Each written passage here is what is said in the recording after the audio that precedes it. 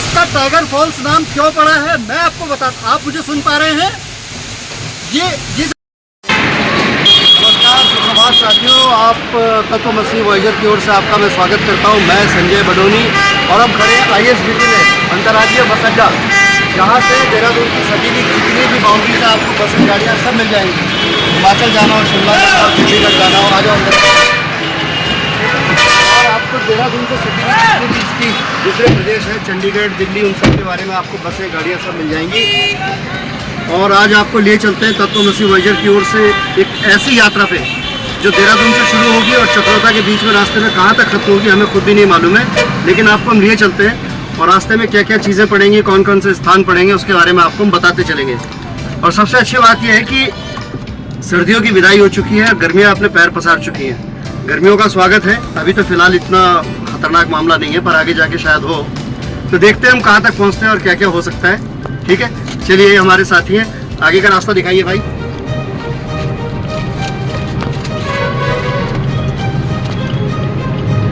देखिए, घूमना हम सबको अच्छा लगता है, छोटा हो, बड़ा हो, बच्चा हो, बूढ़ा हो, हम सबका मन करता है कि हम घूमें। और मैं आपसे कहूँ, घूमना चाहिए भी।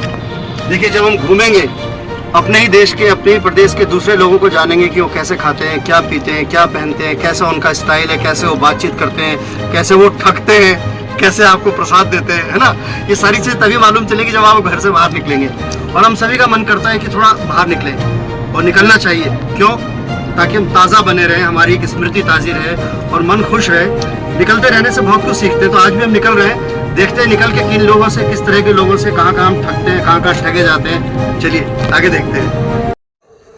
दोस्तों, देहरादून से चक्रोता की दूरी है लगभग 90 किलोमीटर के आसपास। और अगर रास्ता ठीक ठाक है, साफ़ सुथरा है, ट्रैफिक नहीं है, तो आप 3-3.5 घंटे में चक्रोता पहुंच जाएंगे। और हाँ, अगर थोड़ा ट्रैफिक है तो 1 घंटा और जोड़ लीजिए, 4-4.5 घंटे भी लग सकते हैं। तो देखिए साहब, ये फ्लाईओवर जो आप देख रहे हैं ना, जिस पर लिखा है शहीद प्रमोद राजमार्ग, नहीं सॉरी, माफ़ी चाहता हूँ, शहीद प्रमोद सजवान। तो ठीक सीधे सीधे जो बीचों बीच सड़क जा रही है, वो जा रही है आगे गढ़ी कैंट। कभी आपका गढ़ी कैंट आना हो तो वहाँ टपकेश्वर महादेव मंदिर है, जो शिव भगवान का एक प्रमुख केंद्र है देहरादून में। और बहुत से लोग शिवरात्रि के दिन वहाँ जल चढ़ाने जाते हैं। और ये जो राइट साइड में आप सड़क देख रहे थे अभी, ये जाती है सीधे क्लॉक टावर को। यहाँ से बमुश्किल 3 किलोमीटर का रास्ता है क्लॉक टावर। और जहाँ से हमारे ये पीछे ठीक ISBT यानी अंतर्राज्यीय बस अड्डे से जो सड़क आ रही है, वो ये है पीछे वाली। और हमारे बाएं तरफ जो सड़क जा रही है, वो जाएगी चक्रोता की तरफ। दिखाओ भाई, ये देखिए, ये अब बाईं ओर हम मुड़ेंगे तो हम चक्रोता वाले रास्ते पे, बल्कि इसे कहा ही चक्रोता रोड जाता है। इसका नाम अगर आप देखेंगे तो क्लॉक टावर पे आप पूछेंगे चक्रोता रोड। चक्रोता की पहाड़ियों को जाने वाली सड़क है, इसका नाम है चक्राता रोड। चक्राता रोड, जिसे आम भाषा में हम चक्रोता रोड कह देते हैं, है ना। तो देखिए, आज मौसम बहुत बढ़िया है। आमतौर पे देहरादून का मौसम बड़ा ही उटपटांग है। और आप, अगर आप देहरादून वाले हैं, है ना, अगर आप देहरादून वाले हैं तो आप जानते होंगे कि भाई यहाँ के मौसम के क्या हालचाल है। लेकिन अगर आप बाहर के, तो आपको बता दूं मैं, देहरादून का मौसम जो है बड़ा थोड़ा सा, इसका अनुमान लगाना बड़ा कठिन है। अचानक आपको लगेगा कि बहुत गर्मी हो गई, तो 2 दिन बाद एकदम से बारिश शुरू हो जाएगी। और आप यहाँ देखेंगे कि धूप है, तो अचानक नदियों में पानी आने लगेगा। क्योंकि मसूरी में ऊपर अगर बारिश हुई और यहाँ धूप है, तो एकदम से नदियों में पानी आ जाएगा। सुबह लगेगा आपको कि अब शायद धूप कभी आएगी ही नहीं, शाम तक या कई दिन तक, और अचानक 1 घंटे बाद खिली हुई धूप नजर आएगी आपको। तो देहरादून का ये अंदाज है साहब, कभी आप आएँ तो इसका लुत्फ उठाएं। बहरहाल दिखाइए भैया चक्रोता रोड।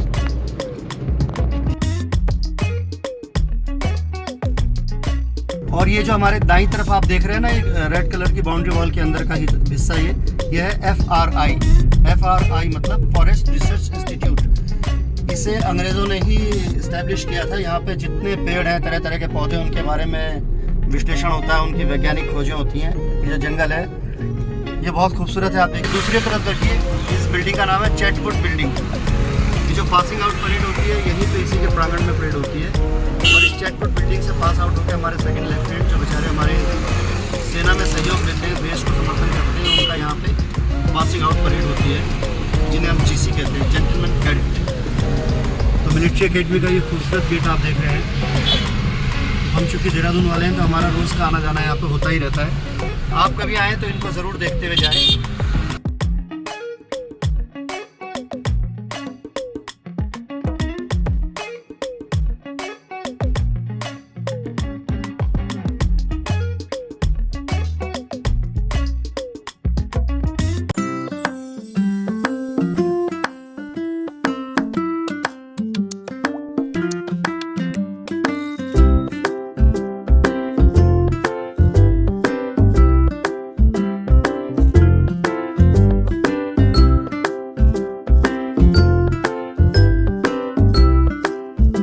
जय हनुमान ज्ञान गुण सागर, जय कपीश तिहुँ लोक उजागर, रामदूत अतुलित बलधामा, अंजनी पुत्र पवन सुत नामा।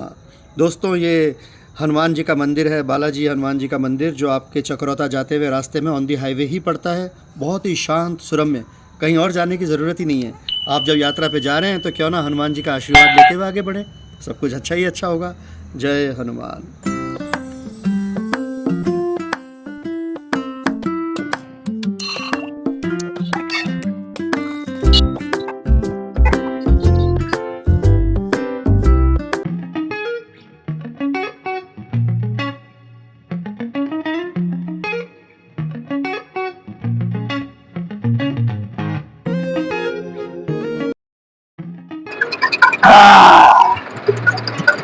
देखिए, जैसा मैंने आपसे कहा था कि गर्मी अपने पैर पसार चुकी है, तो गर्मी के इलाज का भी थोड़ा थोड़ा काम होना शुरू हो गया है ना, और आगे जाके और भी जरूरत पड़ सकती है।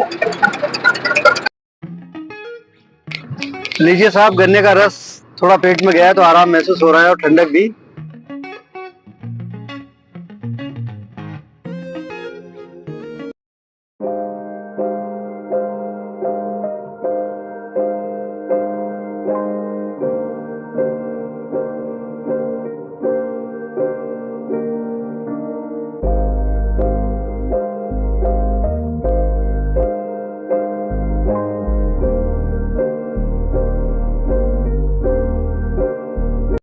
तो साथियों, ये जो पहाड़ियाँ आप देख रहे हैं, बस यही हमारा पहला पड़ाव है और यहीं से शुरुआत होती है यात्रा की।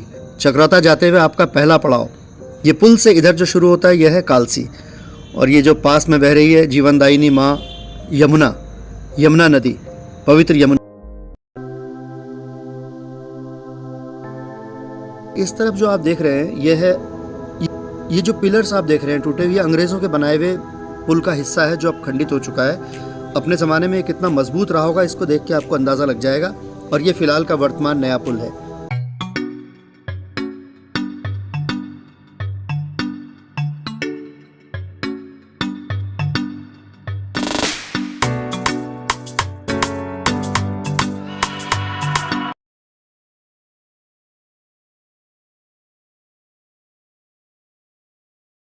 हम हाईवे से 200 मीटर अंदर दाएं हाथ पर एक ऐसे ऐतिहासिक स्थल पर आ चुके हैं जहां है सम्राट अशोक, महान चक्रवर्ती सम्राट अशोक का शिलालेख, जिसे किसी ज़माने में इस स्थान को कालसी कहा जाता था, लेकिन वर्तमान में इसे कहते हैं कालसी। मुख्य मार्ग से मुश्किल से 200 मीटर अंदर की ओर दाएं हाथ पर अशोक स्तंभ।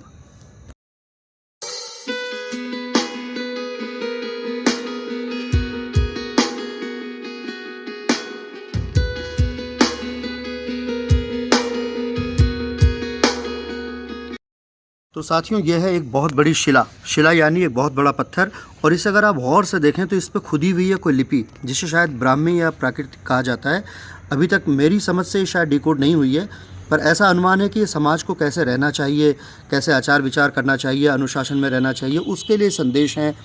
ये शायद उनके अनुयायियों ने उन्हीं के आदेश का पालन करते हुए सम्राट अशोक के प्रेरणा स्रोत को लेकर आगे बढ़ाया हो। और यह है एक सुंदर सा बागीचा, और यह है सरकार द्वारा संरक्षित प्रस्तर, जिस पे सम्राट अशोक से संबंधित शिलालेख के बारे में जानकारी लिखी गई है, कहाँ से कहाँ तक का ये इरा रहा है। तो आगे बढ़ते हैं शिलालेख से।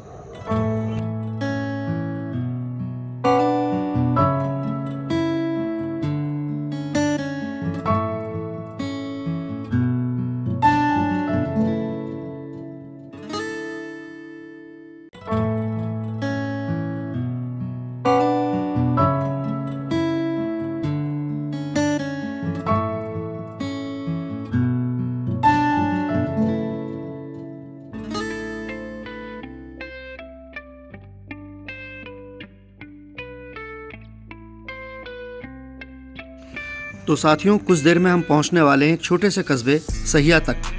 सहिया एक छोटा सा यहाँ के लिए टाउन कह सकते हैं, लेकिन वहाँ तक पहुँचने से पहले हम कई सारे मोड़ों का हमें सामना करना पड़ेगा। और हाँ, एक विनती मैं आपसे हाथ जोड़ के करता हूँ, इसे प्लीज़ कंसिडर कीजिएगा। आप जब कभी यहाँ आएँ तो आप बहुत ध्यान से आएँ, क्योंकि बहुत तीखे छोटे छोटे मोड़ हैं, और रास्ते भी चूँकि पहाड़ी इलाका है तो हर बार एक जैसे नहीं मिलेंगे, बीच बीच में ख़राब होते रहते हैं। पत्थर गिरने का भी भय रहता है। और हाँ, इतने घूम हैं कि अगर आप सावधानी से नहीं चलाएंगे तो आपको या आपके साथ वालों को उल्टियाँ हो सकती हैं। इसका विशेष ख्याल रखें, क्योंकि मैदानी इलाकों के रास्तों में और यहाँ के रास्तों में ज़मीन आसमान का फ़र्क होता है।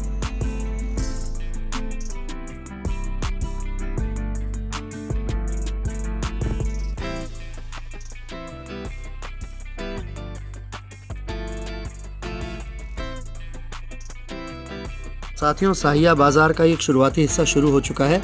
बस कुछ ही दूरी पे आपको एक छोटा सा बाज़ार मिलेगा, आपको अपनी ज़रूरत की चीज़ें वहाँ मिल जाएंगी। और अब हम आगे बढ़ चुके हैं साहिया से कुछ और आगे अपने अगले पड़ाव पर।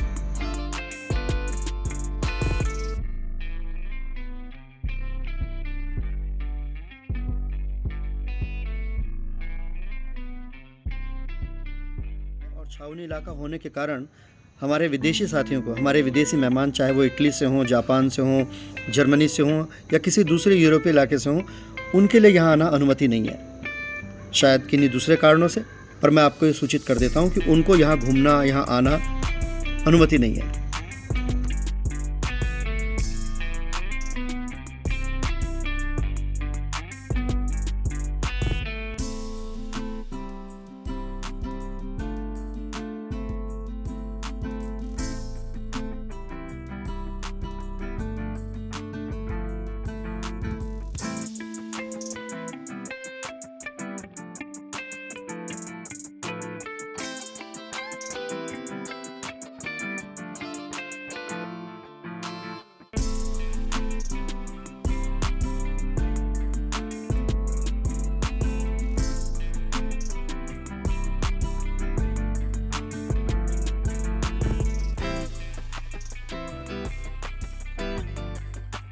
तो वो दूर वो रहा साहिया गांव, जहां से होकर हम अभी ऊपर आए हैं। चारों तरफ पहाड़ियों से घिरा छोटा सा सुंदर प्यारा साहिया गांव। और ये जो आप नदी देख रहे हैं, ये असल में नदी नहीं है, पहाड़ों से ही निकलने वाले नाले ने नदी का रूप ले लिया है, जो अक्सर पहाड़ों में आपको यहाँ वहाँ दिखता ही रहेगा। और ये जो बड़े बड़े पहाड़ हैं, दरअसल इस वक्त हम खड़े हैं एक ऐसी जगह पर जहाँ पे मैगी पॉइंट कह लीजिए, प्रेम भाई का मैगी पॉइंट। हमने अभी यहाँ पे मैगी का आनंद लिया है। और ये जो चारों तरफ आप बड़े बड़े ऊंचे ऊंचे पहाड़ दिख रहे हैं, देखिए पहाड़ीदार खेत, कितने लंबे संघर्षों के बाद इन खेतों को तैयार किया गया होगा। दूर दूर चोटियों पे घर हैं।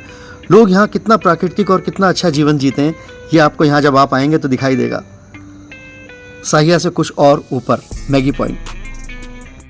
तो यहाँ के स्थानीय हमारे प्रेम भाई के हाथ की एक स्वादिष्ट मैगी खाने के बाद अगर आपको और कुछ स्वास्थ्यवर्धक चीज़ें चाहिए हो तो आप एक कदम बगल में आ जाइए।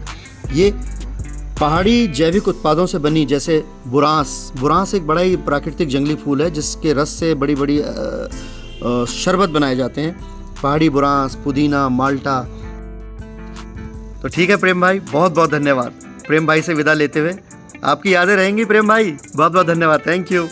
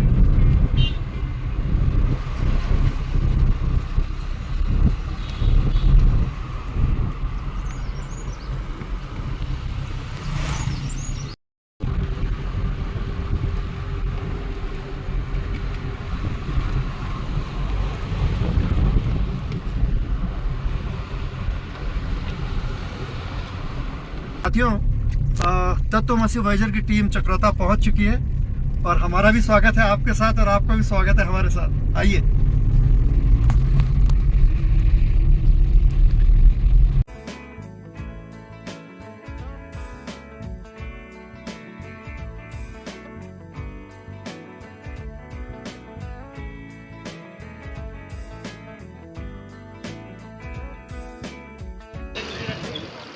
तो तक तो बस वॉयजर की टीम पहुंच चुकी है चक्रोता की इस छोटी सी पहाड़ी में। ये चक्रोता शहर है साथियों, मेन छोटा सा शहर है। देखिए चक्रोता, और ये जो रास्ता जाता है ना, ये चक्रोता शहर की तरफ जाता है।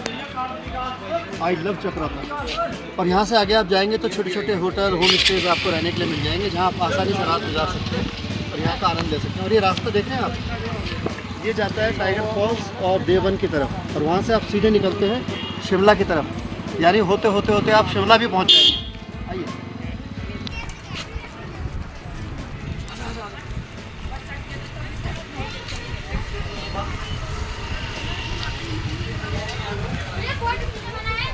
ये एक छोटा सा व्यू पॉइंट है, ये एक छोटा सा व्यू पॉइंट है जो आपको देखिए ना, जैसे राजा महाराजाओं का झरोखा दर्शन होता था ना, जैसे राजा रानी लोग बैठ के यूँ दूर तक देखते थे, ये आपको वही फील देगा, यानी झरोखा दर्शन।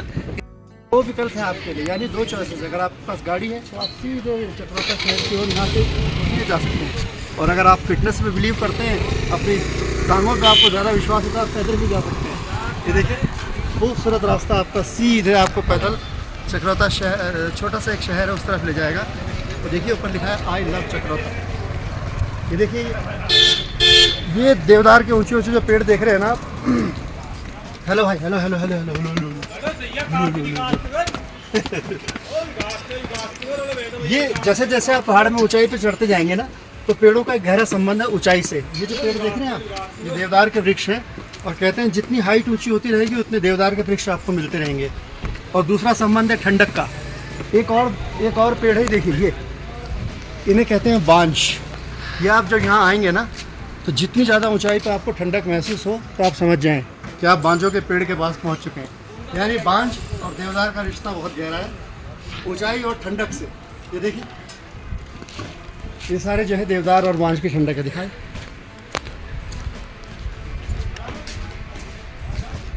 ये देखिए यानी बांज और देवदार का मिला जुला हिस्सा।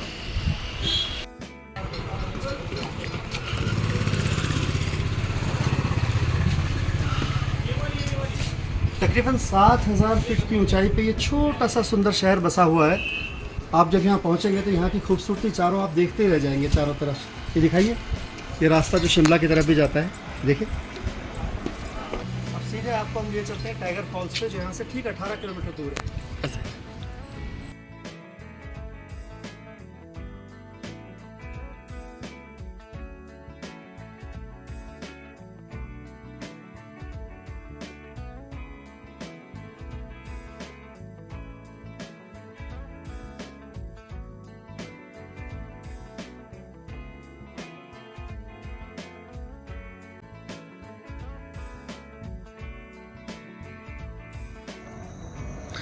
तो साथियों, अब चक्रोता से हम चल पड़े हैं अपने अगले पड़ाव, अगले डेस्टिनेशन के लिए, टाइगर फॉल्स, जिसे कराऊ पाशड़ या कैलू पाशड़ यहाँ की स्थानीय जौनसारी लैंग्वेज में भी कहते हैं। यहाँ से लगभग 18 किलोमीटर का रास्ता हमें कार से तय करना है।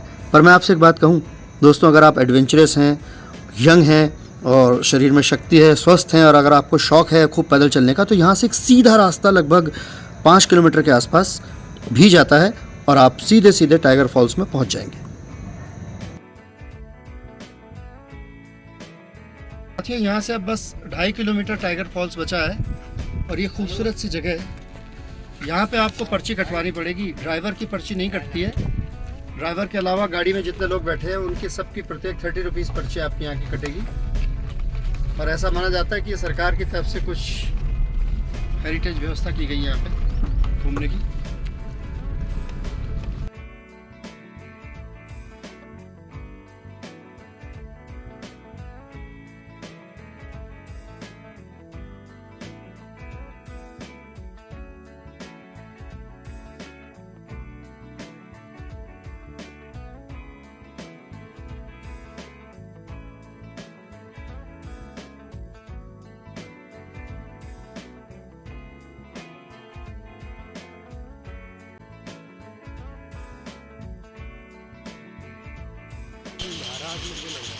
खाली पड़ा है।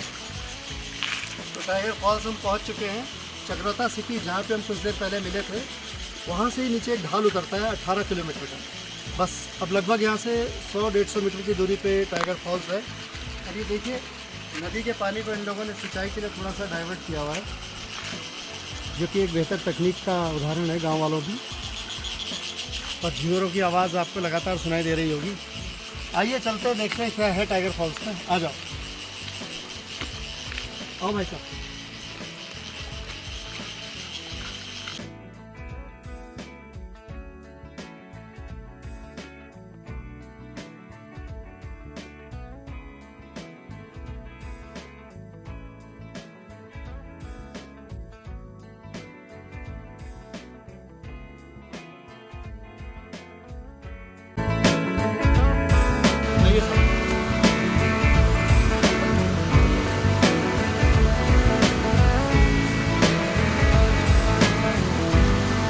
ये है टाइगर फॉल्स,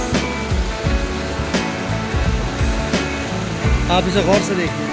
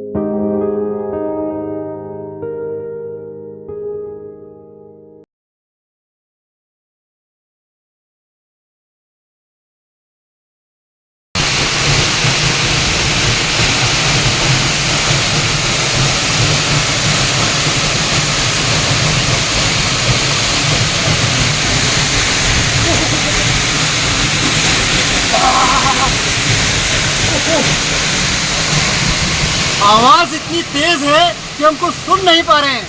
अभी कुछ देर पहले चक्रोता की पहाड़ियों से जो हम 18 किलोमीटर नीचे उतरे, तो यही है वो खूबसूरत टाइगर फॉल्स। और देखिए,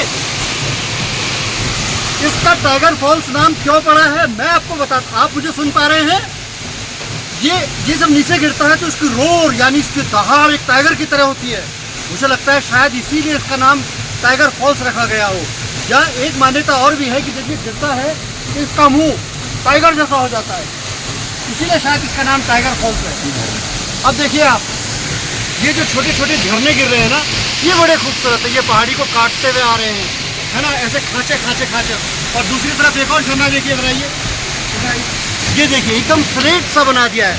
और ये पेड़, ये आप ऊपर देखिए, जब इनके पत्ते झड़ते हैं ना बीच बीच में, तो ऐसा लगता है भगवान ऊपर से पत्तों की बारिश कर रहे हैं हमारे ऊपर। और देखिए एक बार जरा ब्यूटी को आप ठीक से दिखाइए ना। तो तत्व मसीह वॉइजर की तरफ से जो आपको झरना दिखाया गया, इसका पूरा आनंद ले लीजिए। और जब कभी आप यहाँ आए तो एक बात ध्यान रखिएगा, मौसम की खबर लेके आए और अपने साथ गर्म कपड़े ज़रूर लाएं और मौसम को अच्छी तरह देख परख कर आए। देखिए टाइगर फॉल्स को अच्छी तरह।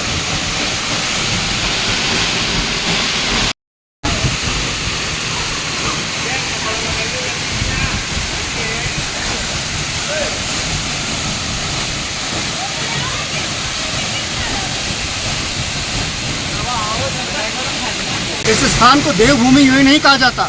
सचमुच यहाँ पे देवताओं का वास है। यहाँ पे जगह जगह हर 2 कदम पे आपको देवताओं की भूमि मिलेगी, देवताओं के मंदिर मिलेंगे। हर छोटी बड़ी बात के लिए देवताओं का आह्वान होता है। लेकिन वहीं कुछ बेवकूफ़, मूर्ख और सुअर किस्म के लोग भी आते हैं। उन सुअरों का एक काम देखिए, ये जो सुअर किस्म की एक प्रजाति आती है और ये तंबाकू गोल्डन खैनी के जो पैकेट यहाँ फेंक देती है। और देखिए एक और सुअर किस्म के लोग हैं जो महाजाहिल, महागधे किस्म के, पता नहीं कौन सी मनहूस घड़ी में जिन्होंने जन्म लिया होता है, वो जाहिल किस्म के लोग, वो सुअर किस्म के लोग यहाँ पे ये जो चीज़ें खाने पीने की फेंकते हैं, वो इतनी खूबसूरत जगह को अपवित्र करते हैं। ये देखिए, ये ऐसे जानवरों से निवेदन है, ऐसे जानवरों से निवेदन है कि जब वो अगली बार यहाँ आए तो अगर आपने आसपास आप ऐसे जाहिल, ऐसे सुअर देखें तो उनको उससे समय डंडा लगाएं और सुअरों को यहाँ से भगाएं। सुअर बाड़ा बनाने से इस जगह को बचाएं। ये देवभूमि है। धन्यवाद, दूसरे के लिए माफ़ी चाहता हूँ। ये जो आप देख रहे हैं ना, ये झाग, अगर इसे आप दोपहर के वक्त देखें तो सूरज की किरणें यहाँ पे इंद्रधनुष का एक विजुअल क्रिएट करती है और आपको एक अद्भुत जादू सा हो जाएगा। आप मेरी बात पे यकीन कीजिए, मैं अगली बार आऊँगा तो आपको ज़रूर वो वीडियो दिखाऊँगा। और ये जो छोटी छोटी फुहारें मेरे ऊपर पड़ रही हैं ना, ऐसा लगता है मानो बादल बन रहे हो। तो देखिए ये बादल, ये झरना और इंद्रधनुष, आप यहाँ विस्मृत होकर रह जाएंगे। एक बार आप आके देखिए, और आइएगा इंतजाम के साथ, कपड़े लत्तों के साथ, अपनी तबीयत का ख्याल रखने के साथ साथ।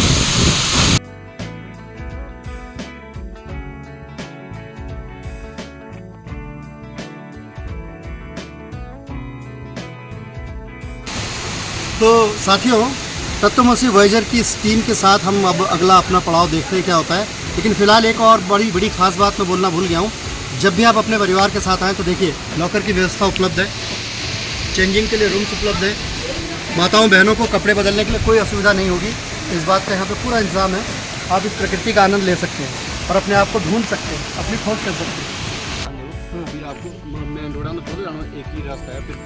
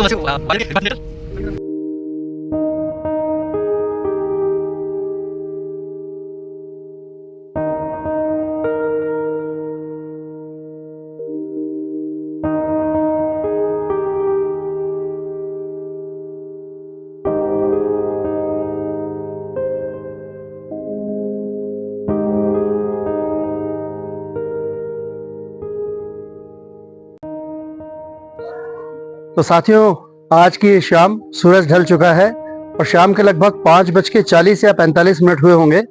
और ये मार्केट में हम हैं चक्राता के। छोटा सा मार्केट है पर बहुत ही खूबसूरत है, बहुत ही सुंदर है। देखिए आप, कितनी रौनक है। दोनों तरफ हर तरह की चीजें उपलब्ध है, खाने पीने की चीजों से लेके, और दूसरी तरफ देखिए आपकी जरूरत के सारी चीजें यहाँ उपलब्ध है। और ये देखिए पुराने ढंग के दरवाजे बने हुए हैं। ये भी एक वास्तुकला का अपना एक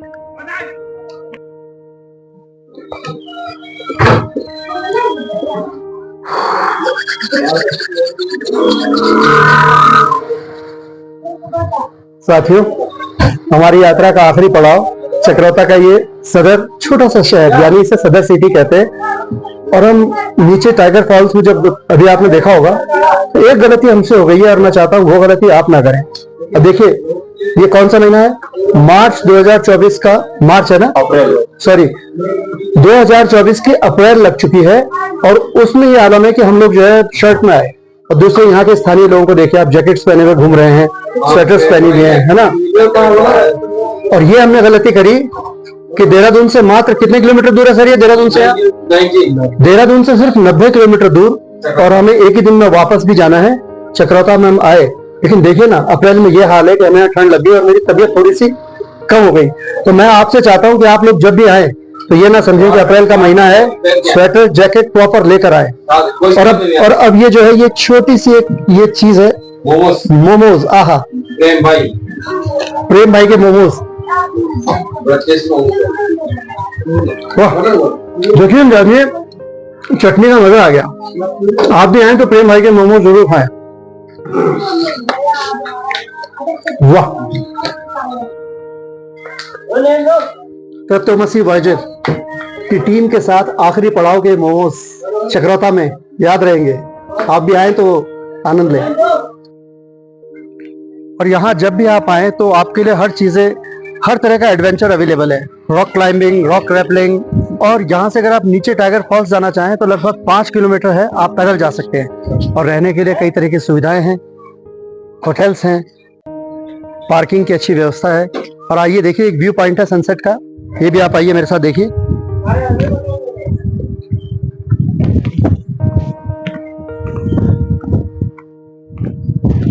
एक खूबसूरत चीज आप इसमें देखिए, लेयर्स, पहाड़ों के लेयर्स, फर्स्ट, सेकंड, थर्ड, थोड़ी डार्क लेयर, उसके पीछे एक और लेयर, एक और लेयर।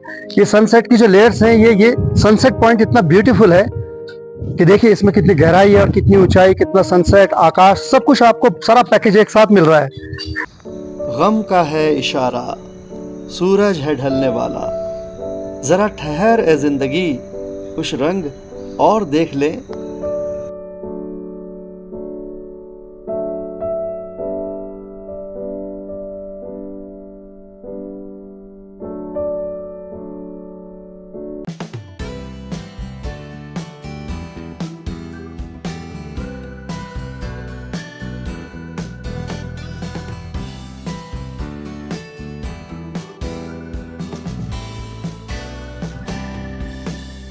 और यकीन मानिए ये कहने में ज़रूर ऑफबीट डेस्टिनेशन है, और अधिकांश लोग जो भी बाहर से आते हैं वो नैनीताल मसूरी अपनी पहली प्राथमिकता रखते हैं, इसको वो थोड़ा सा सेकंड या थर्ड ऑप्शन में रखते हैं। पर मैं आपसे कहूं कि आप में से जो लोग भी एडवेंचर के शौकीन हैं उनके लिए यहाँ अच्छी खासी व्यवस्था है, पैदल चलने से लेके पहाड़ियों से लेके घूमने फिरने खाना पीना, तो आप इसको भी तरजीह दें, इसको भी थोड़ा महत्व दें, और अब यकीन मानिए आपको अच्छा लगेगा। एक बार आजमाएं तो सही, देहरादून का पश्चिमी इलाका।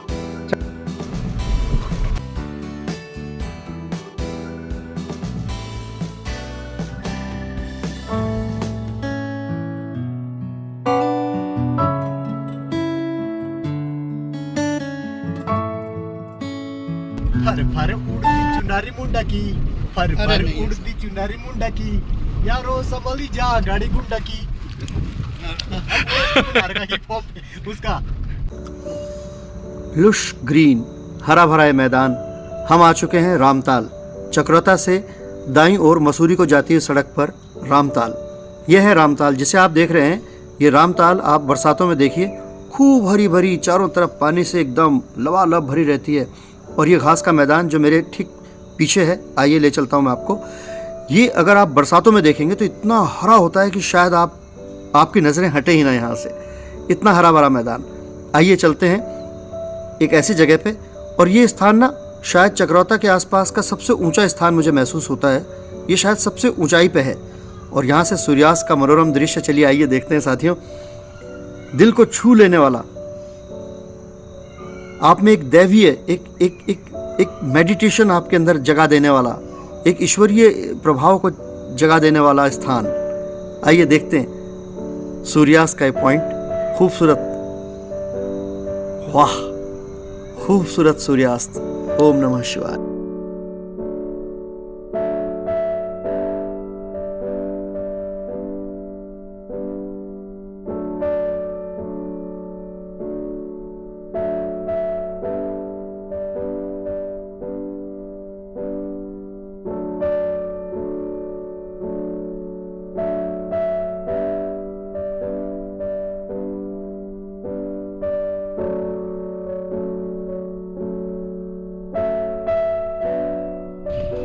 दोस्तों एक चीज़ मैं और आपसे कहना चाहूँगा, अभी चूँकि बादल हो गए हैं, सूर्यास्त हो चुका है, तो बादलों की वजह से ये जो ठंडी सघन हवा की वजह से आपको पीछे हिमालय की चोटियाँ, हिमालय के पर्वत नहीं दिखाई दे रहे हैं, वरना वहाँ पर नंदा देवी, पंचाचूली, बंदरपूंछ और भी कई तरह की पहाड़ियाँ आपको यहाँ दूर से हिमालय के दर्शन हो जाते।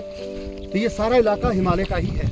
ये बेल्ट फिलहाल ये नहीं दिख पा रही है, लेकिन यहाँ का खूबसूरत आपको दूर दूर तक हिमालय की चोटियाँ दिखाई देती हैं।